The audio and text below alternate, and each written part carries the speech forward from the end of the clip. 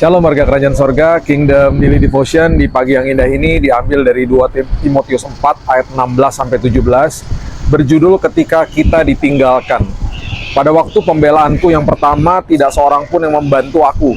Semuanya meninggalkan aku. Kiranya hal itu jangan ditanggungkan atas mereka, tetapi Tuhan telah mendampingi aku dan menguatkan aku, supaya dengan perantaraanku Injil diberitakan dengan sepenuhnya, dan semua orang bukan Yahudi mendengarkannya. Dengan demikian aku lepas dari mulut singa. Nah, ini adalah ayat yang berbicara tentang ketika ada orang yang meninggalkan kita.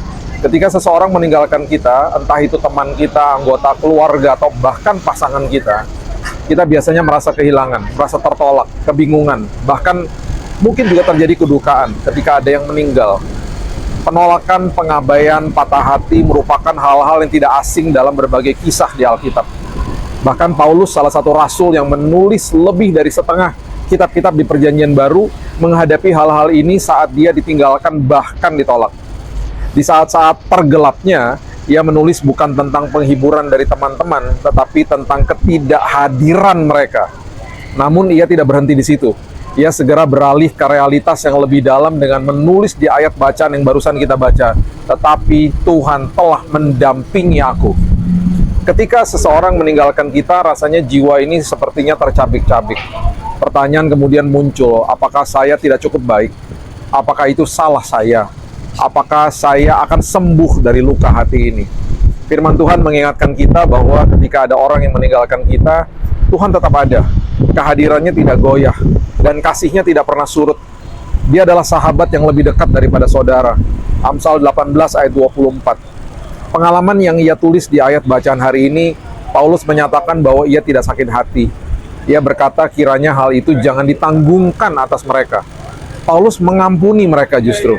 Ini menggemakan perkataan Yesus di kayu salib ketika dia mengatakan, "Ya Bapa, ampunilah mereka." Ada sebuah kebebasan dalam melepaskan mereka yang telah meninggalkan kita ke dalam tangan Tuhan. Mazmur 27 ayat 10 mengatakan, "Sekalipun ayahku dan ibuku meninggalkan aku, namun Tuhan menyambut aku." Yesus pun ditinggalkan. Dia memahami hal itu. Namun dia tetap setia pada tujuannya, membuktikan bahwa identitas dan misi kita tidak bergantung pada siapapun manusia di sekitar kita, tetapi pada siapa yang mengutus kita. Yohanes 6 ayat 66 menegaskan, mulai dari waktu itu banyak murid-muridnya mengundurkan diri dan tidak lagi mengikuti dia. Mengikuti siapa? Mengikuti Yesus. Dan luka hubungan yang paling dalam pun dapat dihibur oleh kasih Tuhan yang lebih dalam. Dia menerima kita, bukan dengan syarat tetapi dengan belas kasihan. Tuhan telah berjanji untuk tidak pernah meninggalkan atau melupakan kita. Itu sebabnya Bapak Ibu, yuk kita mengerti dan kita camkan firman Tuhan baik-baik.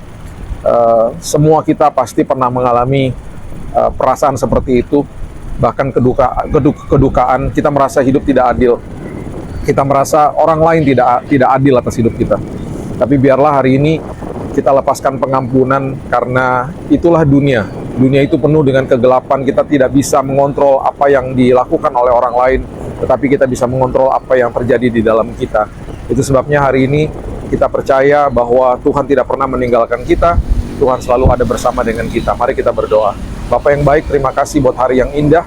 Aku percaya bahwa di hari yang baru ini, kalau jika kami mengalami sesuatu yang tidak enak, merasa bahwa ada orang yang meninggalkan kami, baik itu secara hubungan, baik itu secara kedukaan, Tuhan, ada yang meninggal, orang yang kami kasihi, kami tahu bahwa penghiburan dari Tuhan itu selalu tepat waktu. Bahkan Alkitab juga mengatakan kami nggak boleh berduka seperti orang yang tidak memiliki pengharapan, karena satu hari kelak kami akan berjumpa dengan orang-orang yang sudah Tuhan panggil pulang. Kalau hari ini ada seseorang yang meninggalkan kami, seseorang yang mungkin kami kasih, mungkin kami merasa tertolak, mungkin kami merasa kami tidak baik, kami salah, dan lain sebagainya. Tuhan, penghiburan dari-Mu terjadi atas hidup kami hari ini. Biarlah kami lebih dahulu memohon maaf. Biarkan kami lebih dahulu untuk merendahkan hati. Biarkan kami lebih dahulu untuk berubah. Dan kami percaya apapun yang sedang terjadi hari ini, semuanya kehidupan kami dikuasai sama kasih Tuhan.